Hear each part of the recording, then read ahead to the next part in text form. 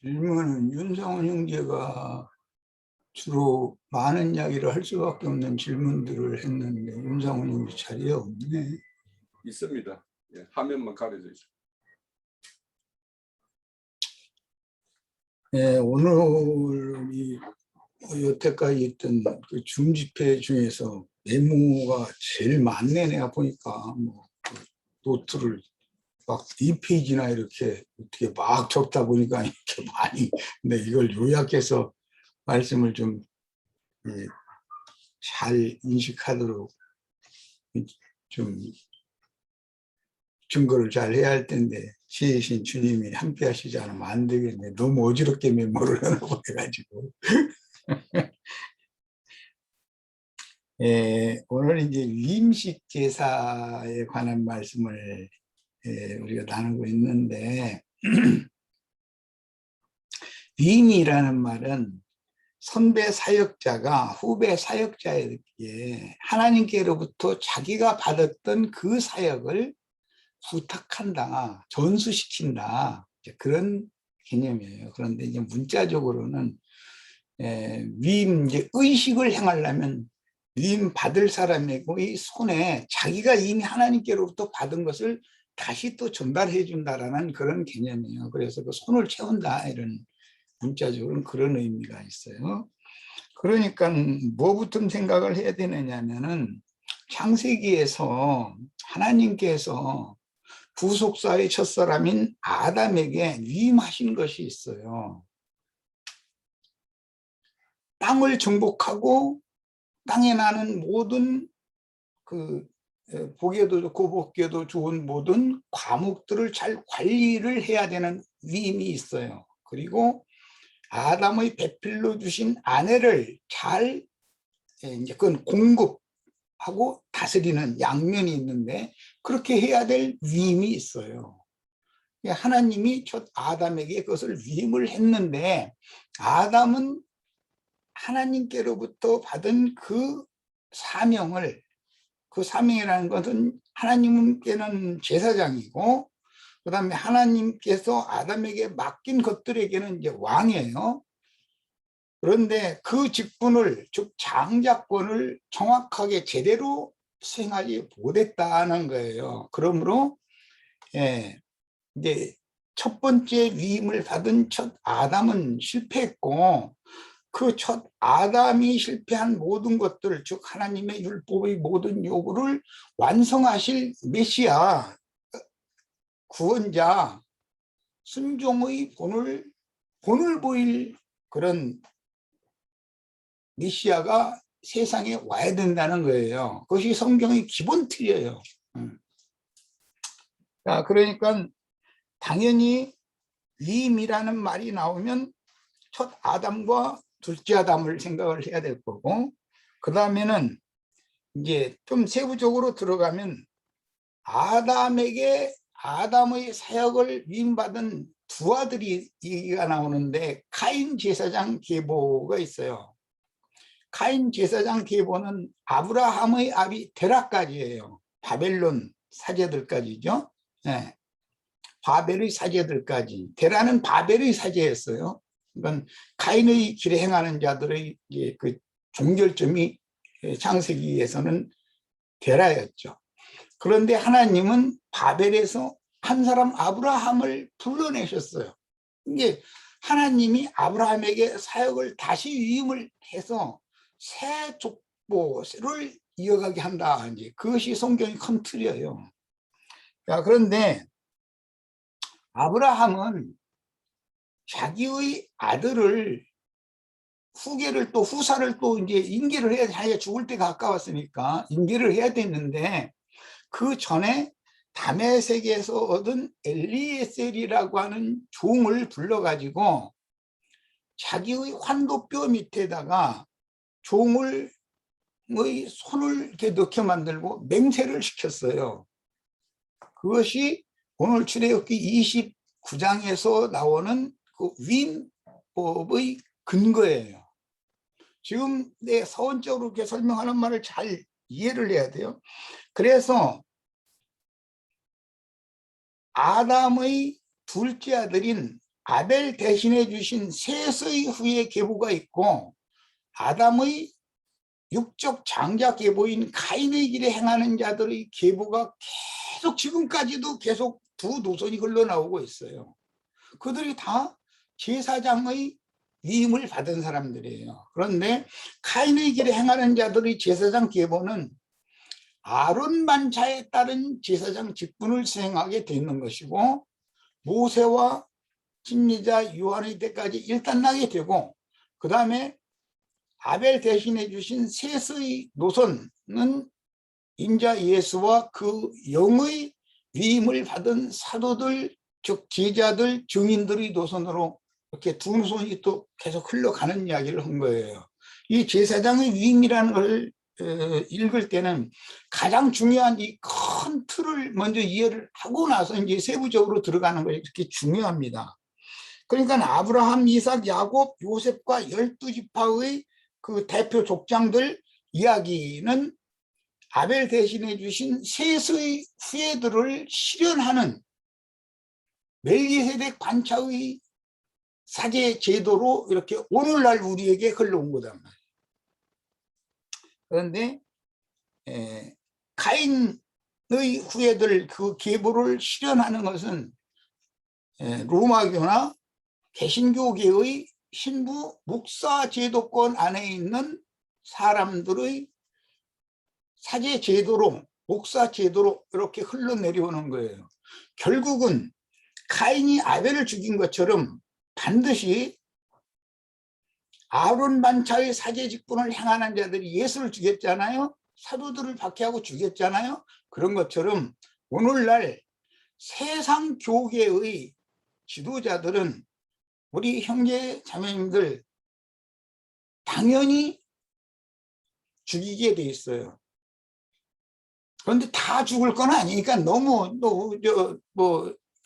너무 염려하시지는 말고 그런 사명이 명확하게 위임된 자라면은 당연히 배척하고 그들의 사역을 회방하고 결국은 죽일 거예요. 그래서 그 수를 채워야 되니까 그래야 성경이 이루어지는 거예요. 자, 이제 이 문제를 제일 먼저 깊이 생각을 하시기를 바라요. 구약 성경에서 대표적으로 여로보암이 자기 임의대로 사제들을 위임한 얘기가 나와요. 그런데 남유다의 제4대 왕이 누구죠? 아는 분 한번 이거 풀고 한번 얘기해 보세요. 르호보암. 르호보암이요, 르호보암. 르호보암이 3대지 4대가 아니잖아. 솔로몬. 네. 솔로몬은 2대고 솔로몬, 르호보암. 자기 솔로몬 르호보암은 지금 나왔고 1대, 2대, 3대까지는 내가 물은 건 4대를 물어본 거야 지금. 르호보암 몰라요. 아들인데 생각 안 난다. 우리 형제 자매님들 성경 예후는 북조 우리 형제 자매님들은 성경을 읽는 시간을 나보다 적어도 2배 이상은 내가 하루에 5시간 성경을 읽으면 형제님들은 10시간 읽어야 돼요. 사실은 잠자는 시간 너무 잠 쿨쿨 퍼자면 안 됩니다. 이렇게 얘기해서는 좀 죄송하지만 성경을 부지런히 읽으셔야 돼. 성경 자체를 모르는 사람들한테는 말씀 증거를 할 수가 없어요. 말씀 증거하면 뭐예요? 세상 얘기가 아니라 지금 성경에 근거하는 하나님의 말씀을 전하고자 하는 건데. 아비야 아니에요? 아비야? 예, 아비야라는 사람이요. 네. 아비야라는 네. 사람이 3년 동안 이제 왕노릇을 했고 그 이름이 아비얌이라고도 돼 있죠. 4대. 내가 말하고 싶었는데 틀릴까 봐 안 했네. 예, 그 사람은 아비야라는 말은 그냥 문자대로 야라는 건 야훼라는 말이고 아비야는 아브라는 것은 아버지라는 뜻이니까 야훼 하나님이 나의 아버지다 이제 그 말이에요. 육신적으로는 솔로몬이 그의 아버지, 르호보암이 그의 아버지지만 실제로는 아비암의 하나님은 여호와다라고 그는 믿는 사람을 믿다 이 말이에요. 그 이름 자체가 그런 뜻이에요. 아비야, 아브라는 말과 그 야훼라는 말이 합성된 용어잖아요. 이제 조금 딴 데로 갔는데 그 아비야가 오늘은 그걸 다 다루기가 어려우니까 역대하 13장을 읽어보면 여로보암이라는 사람이 자기 임의로 제사장을 위임해서 세운 것에 대해서 판단하고 하나님의 말씀으로 대적하는 말씀이 기록이 됐어요. 꼭 읽어보셔야 돼요. 역대하 13장 내가 지적해 놨으니까 내가 이것을 다 하면 시간이 이제 너무 많이 걸리니까 우리 형제 자매들이 성경을 읽으셔야 돼. 제사장의 위임에 관한 얘기라면 여기는 반드시 읽어야 되는 거예요. 여로보암의 제사장 위임이 결국은 카인 제사장의 계보가 쭉 흘러내려오는 것과 관계가 된단 말이야. 그들은 여로보암의 그 임의로 위임한 제사장들은 결국은 유대교의 공회원들이었던 것이고 그들이 메시아를 죽이는 역할을 하잖아요. 결국 우리 형제 자매님들도 그들이 죽일 거예요. 여로보암이 임의로 세운 자들이. 그게 뭐예요? 신학교에서 신학을 가르친 다음에 소위 안수라고 그래요. 그 신약에는 위임이라는 용어를 안수라고 이렇게 많이 말을 하죠. 안수. 아까 우리 홍영재가 안수라는 말은 손 아래에 둔다 이 말이에요. 안수라는 것은 손으로 그 머리를 이렇게 해서 집구선 이렇게 꾹 눌러서 물속으로 밀어 넣는 것 보고 안수라고 그래요. 세상에 대해서는 죽어야 된다 이거예요. 그래서 그게 안수하는 법칙이 이제 거기서 나온 거예요. 제사법에 들어가는 건 율법에 따라서 그것을 모세와 율법을 대표하는 모세와 선지자들을 대표하는 요한, 신미자 요한까지 그 안수를 계속했어요. 대대로.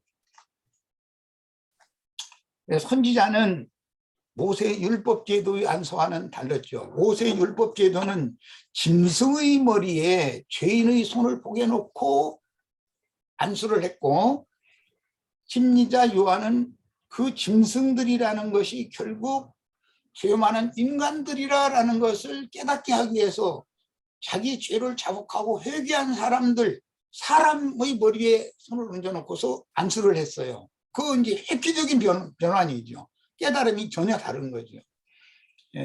모세가 율법으로 말하는 그 율법은 짐승머리 위에다가 안수를 했어요. 그러나 선지자는 그 짐승들이라는 것이 바로 죄 많은 너 인간들을 말한 거다라는 것을 깨우쳐주는 사역자잖아요. 그래서 사람의 머리 위에다가 손을 올려놓고서 안수를 해서 침례식을 했어요. 이제 그런 그 기본 차이점을 이해를 하셔야 됩니다.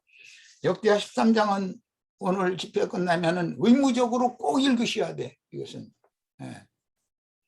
자, 그 다음에 자기 수하에 있다라는 말을 아브라함이 말할 때는 아브라함의 종이다 이거예요. 수하 사람이잖아요. 그런데 아브라함의 가정의 모든 것들을 다 맡은 청지기 종이었었어요. 아브라함 집에는 많은 종들이 있어요. 청지기 종이 나가서 몸으로 문 일을 하는 것이 아니에요. 많은 종들을 거느리고 그 주인집을 잘 보살피는 일을 하는 사람이 청지기라고 그래요.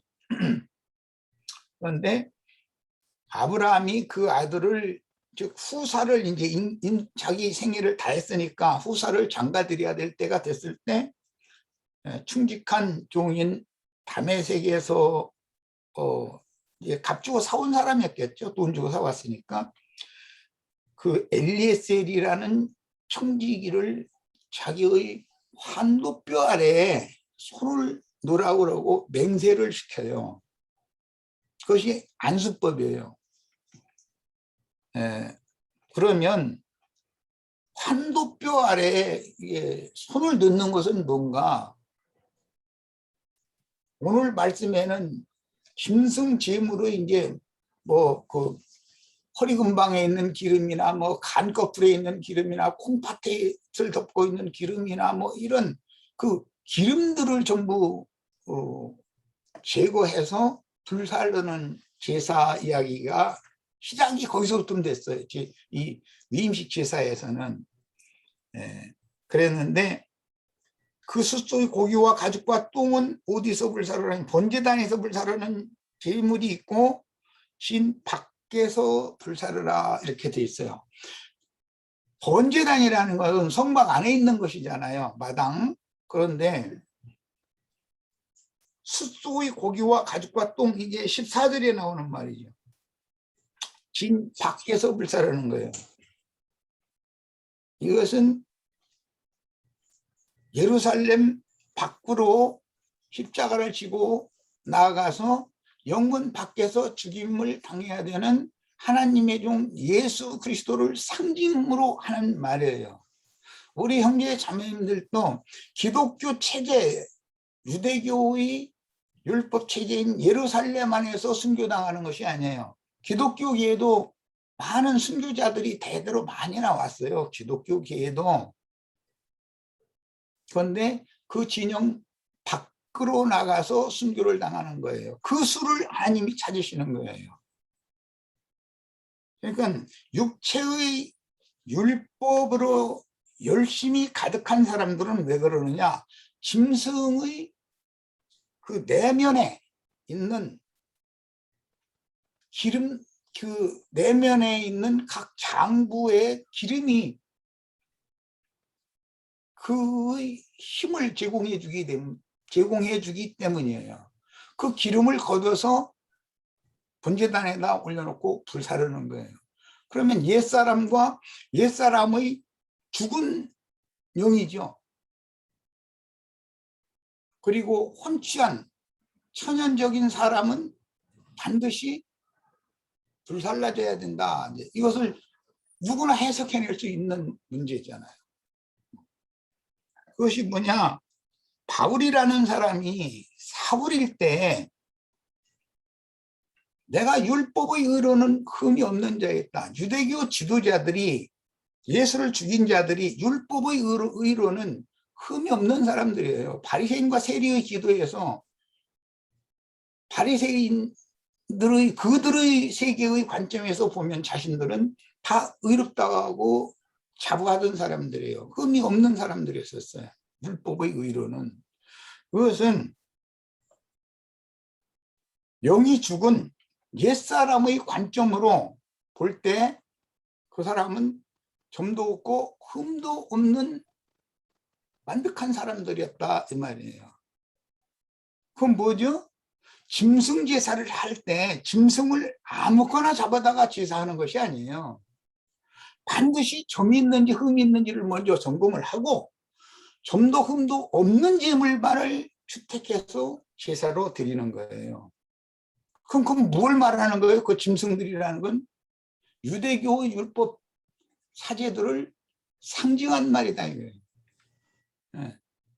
오늘날의 신부나 목사들은 천연적인 사람의 관점으로 볼 때는 너무나 바르고 문제 삼을 것이 없는 사람들이. 그런데 이제 또 이제 개신교계 오늘날은 이게 큰성 바벨론이 무너질 때가 되다 보니까 많은 문제들이 일어나는데 이제 세상이 오히려 막 걱정하고 이러는데 그것은 말라기 시대가 마지막 구약 시대의 마지막 시대가 흠 있고 점 있어서 눈 멀고 쫄른발이 되고 뭐 병신된 거 이런 것들을 제사로 드린 것을 지금 오늘날 이루느라 그러는 거고 원래는 율법 제도 안에서도 제사를 드릴 때 짐승을 채택해서 점이 있거나 흠이 있는 것은 절대 제물로 드릴 수 없어요.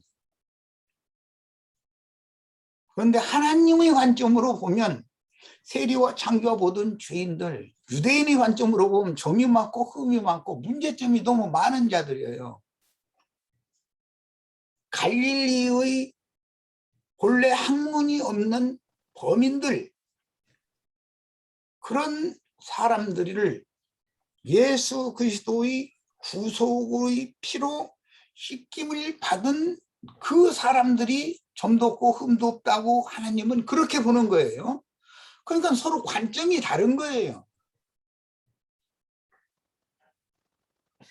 영이 죽은 혼적인 사람들에게 육체라고 그래요. 그런 사람들이 의롭고 거룩한 것을 판단하는 기준과 성경에서 구원자, 만물의 아버지이신 하나님이 의롭다고 여겨주시는 기준점이 다르다 이 말이에요.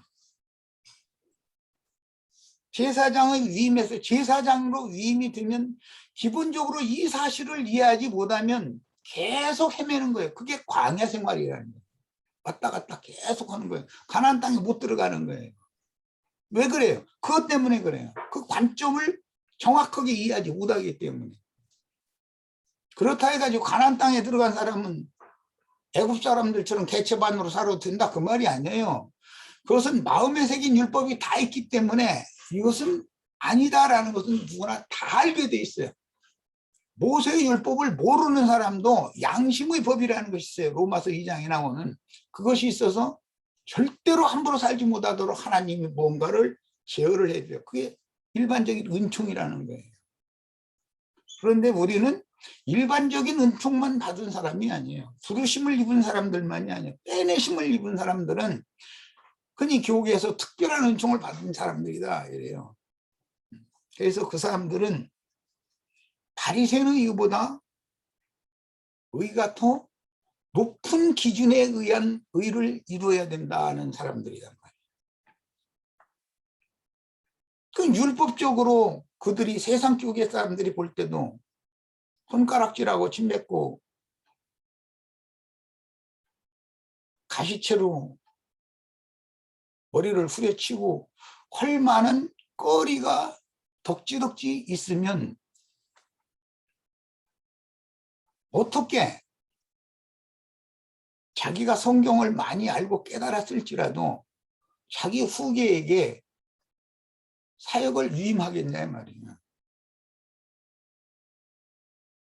있을 수 없는 일이죠. 세상 사람도 못한 사람이 하나님의 사명을 대를 이어서 있게 한다는 건 있을 수 없는 일이죠.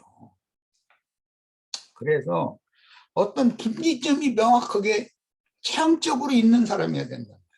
옛사람과 그 행위를 명확하게 벗어버린, 그리고 위로부터는 초소로 그리스도로 새 영과 새 마음으로 새 옷이 덧입혀진, 새 옷을 하나님이 입혀주신 그 어떤 분기점이 명확한 사람이어야 된단 말이에요.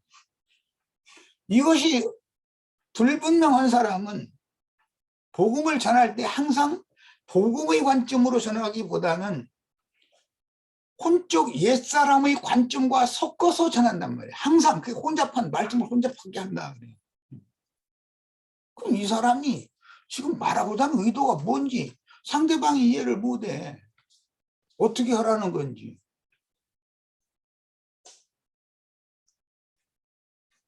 이제 이런 문제가 계속 정리가 안 되면 그것은 신약 시대에 예수 그리스도께서 12제자와 70제자를 위임해서 먼저 보내셨어요. 파송을 했어요.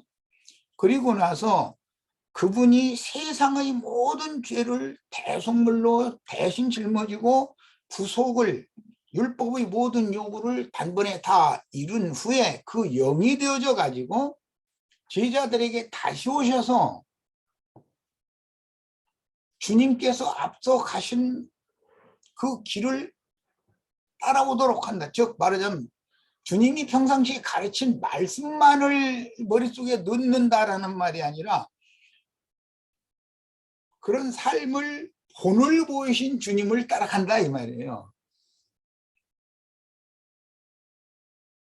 그것이 제자들이 양면을 세우는 거예요. 말씀을 받으면 그 말씀의 인도를 따라가게 돼 있어요. 말씀을 정확하게 봐서 믿어졌다는 말이에요. 그런데 제자들이 옛사람일 때와 그 영이 제자들 속에 생명으로 부어지고 나서 능력으로 덧입혀 주신 그 이후는 완전히 삶이 완전히 달라진단 말이에요.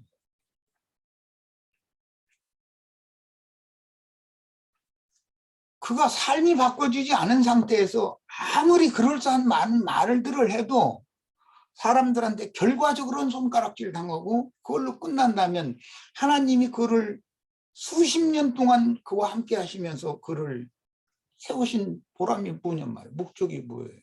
그런 것 보고 다윗에 의해서는 사탄에게 참속거리를 제공했기 때문에 나도 네가 잘못했다고 하니까 용서는 했지만 내 집의 재화가 칼이 떠나지 않을 것이다. 그렇게 말씀하셨어요. 그러니까 하나님의 말씀을 분명하게 받아서 가르치는 사역자의 남은 인생이라는 것은 사람들에게 추앙받고 영광을 받는 사명의 길을 향하는 것이 아니라 저 사람의 과거가 이렇다라는 비방을 당연히 죽는 날까지 계속 들을 수밖에 없는 거예요. 사람들은 그 사람의 지금 그 사람이 하나님 앞에서 현재 어떻게 사느냐를 보는 것이 아니에요.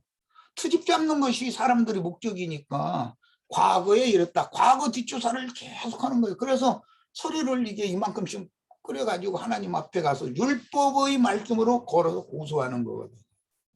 그들을 영원한 불못에 집어넣겠다 하는 거예요. 예수 그리스도의 구속을 그들은 부인하는 자들이기 때문에, 믿지 않는 자들이기 때문에. 그래서 나는 우리 형제 자매님들에게 교회 안에서는 누구의 과거에 대해서 묻지 말아라. 사람이 일단 회개하고 주님께로 돌아왔다는데 그도 1만 달란트의 빚이 있었고 나도 1만 달란트의 빚이었는데 너나 나나 할 것이 공평하게 다 사면을 해줬는데 나의 과거를 누가 들춰내면 가만 안 있으면서 상대방의 과거를 우리나라 지금 대통령 뭐 선거하는 절이 돼가지고 어떻게 하면 저 사람이 본 흠이 있나 이거 집어내느라고 난리잖아. 양측에서. 그런 짓거리를 하는 자들은 당연히 불못에 들어가요.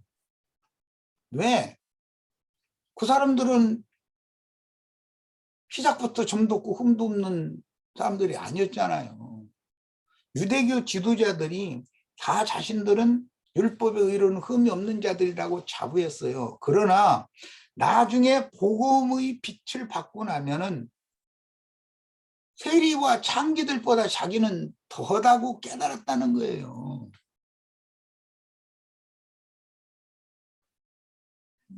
창기만 가늠한다고요? 유대교 지도자들도 그러니까 예수님이 그걸 일러주느라고 여자를 보고 마음의 음욕을 품은 것 자체가 가늠한 거다 그랬어요. 그건 법이 얼마나 높아진 거예요.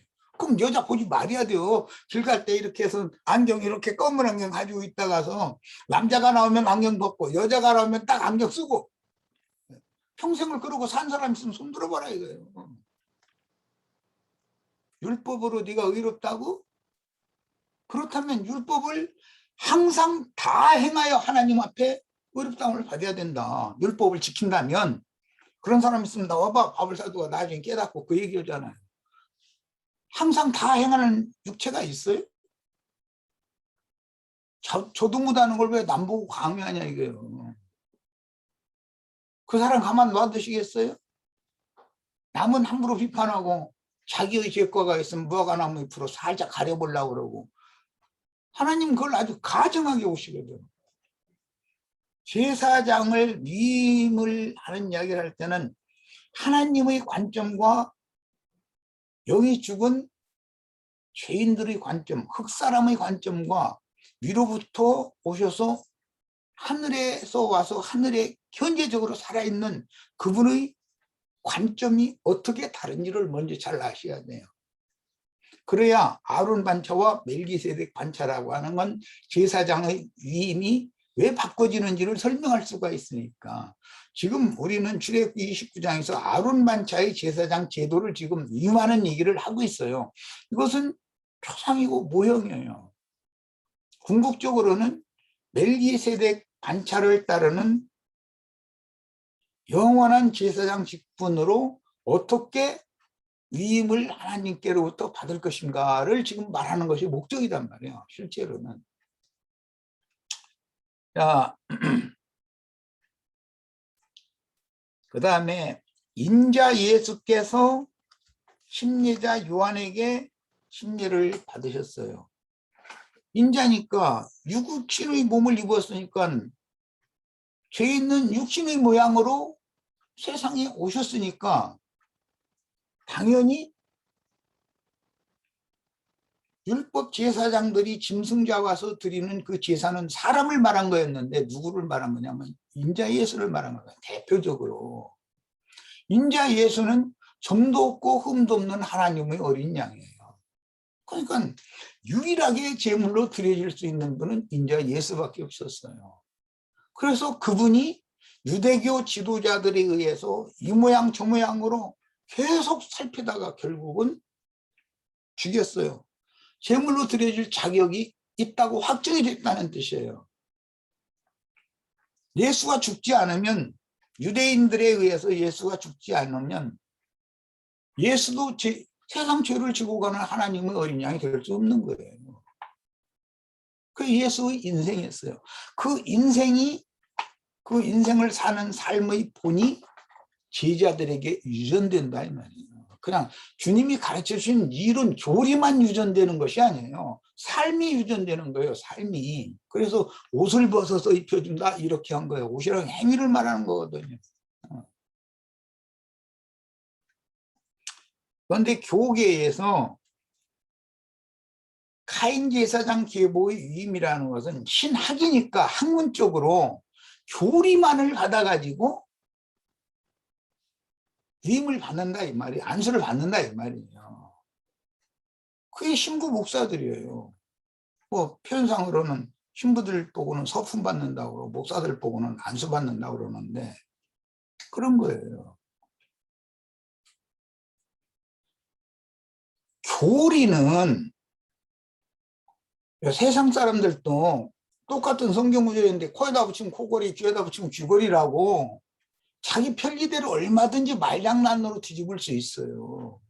그러나 자기가 받은 말씀이 자신의 삶으로 증명이 되면 그것은 누구도 그것은 어떻게 해볼 수가 없어요.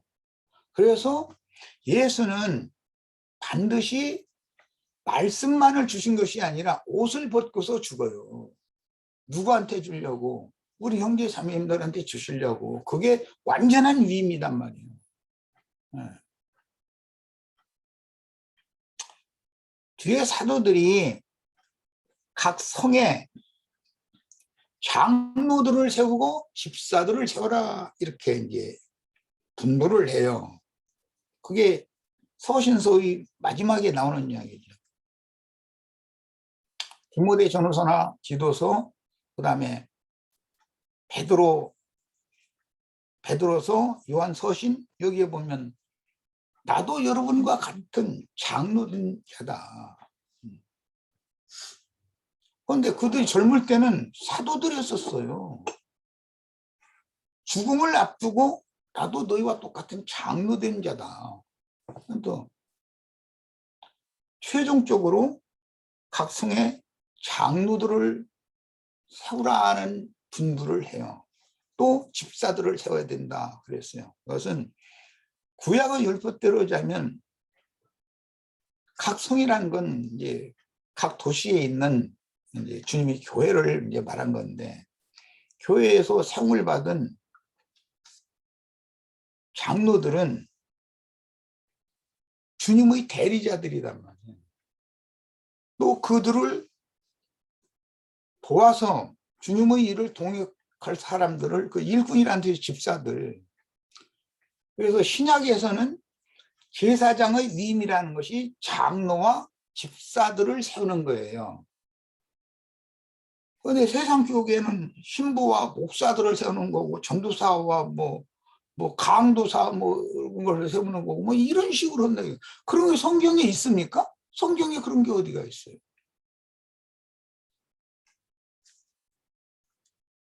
사역자를 세우는 건 장로와 집사들을 세우는 것이지.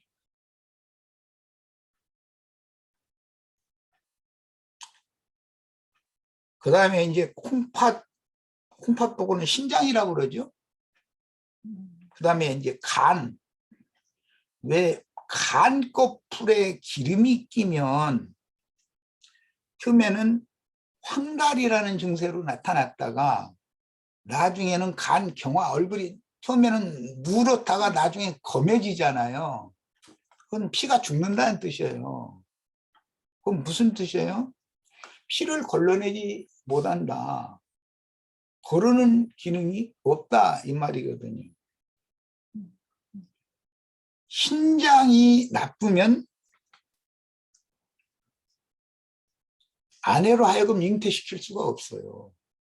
신장이라는 게 그렇게 중요한 거예요. 그런데 신장에다가 콩팥에 기름이 껴서 기름이 덕지덕지 있으면 피가 그 기름 때문에 맑은 피로 걸러가지고 생명의 역사를 일으킬 수 있는 힘이 없어져 버려 점점.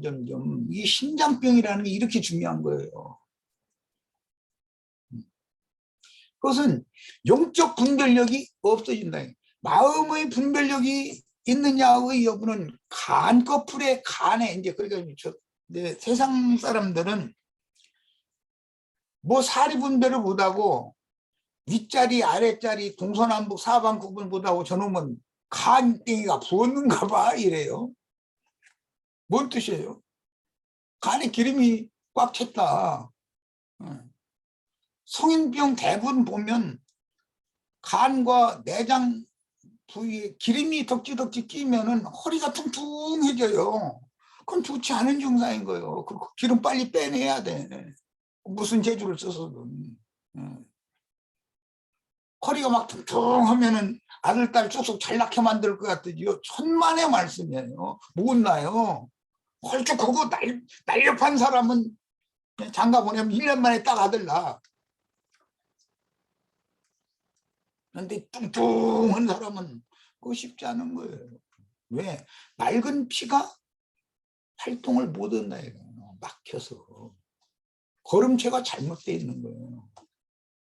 영적 분별력도 필요하고 마음의 혼적 정신력에서 이게 예수 그리스도의 정신과 인간 세상 사람들의 정신과 이걸 분별을 못하면 목사로서는 할 수 있지만 그 사람은 아주 중한 병이 걸린 사람이에요. 간이 나쁘면 특징이 뭐냐면 소경돼요. 눈이 나빠져요. 눈에 영향을 주는 거예요. 눈에 영향을 끼치면 안 들리기 시작해요. 이런 것이 성경에 계속 신약 성경에 말씀하신 바예요. 분별력이 필요하다. 분별력이. 필요한 건 말씀인데 하나님의 생명의 말씀이다 그러잖아요. 말씀을 들으면 기본적으로는 간에서 걸러내줘야 되고 그 다음에 또 한 번을 걸러내는 데가 콩팥이란 말이에요. 그래서 거기서는 아주 미세한 것까지도 불순물을 싹 걸러내야 되는 거든. 그러고서는 기능은 대변이나 소변으로 해서 싹 그 불순물을 내보내버리고 신선한 피가 온몸에 운행되게 만든단 말이에요. 그렇게 하나님이 창조를 해놨어요. 그러니까 사람의 영의 생각과 혼적 그 정신력의 발음이 하나님이 원하는 것과 같이 그렇게 잘 생명의 말씀을 들으면 이게는 여기에 불순물이 들어있는 건지 이 말씀은 100% 받아들여야 되는 건지 이런 거 분별하지 못하는 사람은 결과적으로는 병 걸린 사람이기 때문에 광야를 맴돌다가 결과적으로는 거기서 끝나는 거예요. 이렇게 중요해요. 오늘 나는 많은 이야기보다는 안수, 위임이라는 것은 하나님께서 가장 믿을 만한 사람인 부속사의 첫사람 아담에게 위임을 하셨고 그 위임이 후대에 이어서 두 노선으로 이렇게 위임이 있었는데 아론 반차의 위임은 카인 제사장의 계보에 들어가는 것이고 아벨 대신해 주신 셋의 후예들은 아벨 제사장의 계보에 들어가는 사람들이라 아브라함이 대표적으로 아담을 통해서 들어온 저주 말하자면 눈에 보이는 것이 없는 사람은 간과 콩팥과 그 허리 근방에 있는 기름이 가득 채워진 거예요. 그건 땅에 육에 속한 욕심이, 그런 영과 그런 정신이 그 중심을 두르고 있다 이 말이잖아요. 그 양심과 그의 정신세계의 모든 중심을 옛사람의 영이 두르고 있으면은 하나님이 그 사람의 심령과 마음에 들어오셔서 임재할 방법이 없어요. 이 기름이 강하면 그거 보고 아직 기질이 강하다 그래요. 그것을 걷어내는 것이 속죄제사단 말이야. 그래서 그 기름이라는 것은 타락한 인간의 욕심을 상징적으로 하는 말이에요. 그 영이단 말이에요. 그런 육신의 영이다 이거예요. 기름은 영을 말하는. 육신의 영이 제거되어서 번제단에다 던져가지고 불살라지지 않으면 하늘이 계시를 그 사람의 심령에 보내실 수가 없어요. 꼭 가로막는 것이기 때문에 그것 보고 죄의 담이라고도 그래요. 기름이 껴있다 이거예요. 중간에 막는 것이 있다 이거예요. 주님의 하나님의 맑은 영이 사람의 심령 속에까지 와서 임재하시려면 반드시 기름이 제거되어져 가지고 불살라져야 돼요. 옛사람의 영과 옛사람의 정신이 제거되지 않으면, 즉 속죄제사가 실현되지 않으면 속건제사만을 맨날 해도 아무 효용이 없다 이거예요. 여전히 회개를 해도 가룟유다는 육적인 기름이 덕지덕지 낀 사람도 가책을 받을 수가 있어요. 그런데 그것은 마귀가 좌지우지하는 그런 영에 의해서 가책을 받는 것이지, 대속물로 드려진 예수 그리스도의 은혜가 생명빛이 그 눈이 마쳤다 그랬지만, 하나님의 눈이라는 건 결국은 하나님의 광채거든. 베드로의 영의 투과가 되어야 베드로가 새 사람이 된다는 것을 보여주는 거예요. 이 위임을 얘기했는데 내가 그냥 막 너무 많은 것들을 막 이렇게 막 메모를 해놔가지고, 어쨌든 나는 최선을 다해서 요약해서 이렇게 이제 컨트롤 말씀을 드리고 마칩니다. 우리 지체들 그 다음에 이제 그 내일이죠. 내일은 이제 이런 관점을 가지고 내가 아까 읽으라고 한 역대하 13장의 그 제사장으로 장립을 받고자 하는 자들이 에 대한 그 아비암이 어떻게 판단을 하고 여로보암을 대항했던지 그 말씀이 나오는데 그걸 꼭 읽으시기를 바랍니다. 내일은 더 풍성한 집회가 되기를 바랍니다. 마칩니다. 네, 형님 수고하셨습니다. 잠시 전에 23장 한번 읽어봤는데 그래요. 한번 내일 읽어보시고 말씀 나누기라고. 내일은 네, 우영님 소리가 좀 적어요, 항상. 그래요?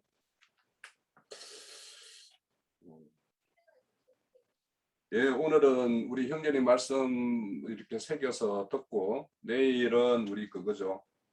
또 번제, 이임제 이렇게 나갈 텐데, 우리 내가 공지한 대로 진도에 따라서 그렇게 말씀 준비하셔가지고 함께 이렇게 나누도록 합니다. 예, 오늘 이 왕 같은 제사장으로 우리가 모두 다 이임받는 그 손에 뭔가 채워지는 뭔가가 있어야 될 텐데요, 그죠? 네, 그렇게 되기를 바랍니다. 자, 마칩니다.